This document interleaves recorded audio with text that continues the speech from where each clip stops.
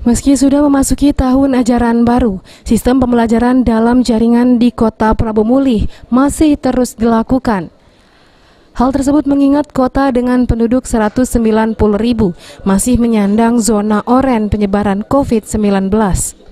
Wali Kota Prabomuli Ridho Yahya berharap proses belajar tatap muka segera dilakukan, dikarenakan banyak siswa di Prabomuli sudah jenuh dalam pembelajaran daring.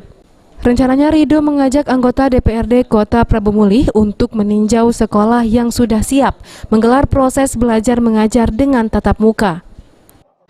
Karena keinginan kita SMA dulu, setelah SMA saja SMP.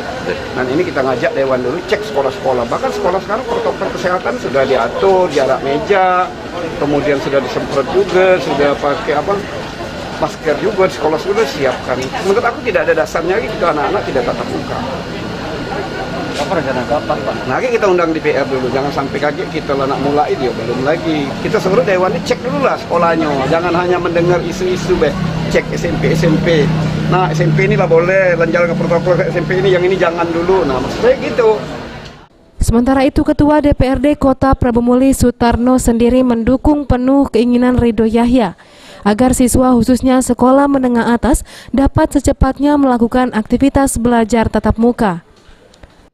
Jadi mungkin dalam waktu dekat kita Dewan mungkin nanti ngecek kesiapan seperti apa sekolah-sekolah, atau begini nanti penerapannya kan yang tidak keseluruhan daerah yang ada di Prabomuli, yang daerah wilayahnya misalnya kelurahannya dia kuning atau hijau bisa di ini. Jadi kita mendukung rencana wali kota untuk diberlakukannya sekolah tatap muka.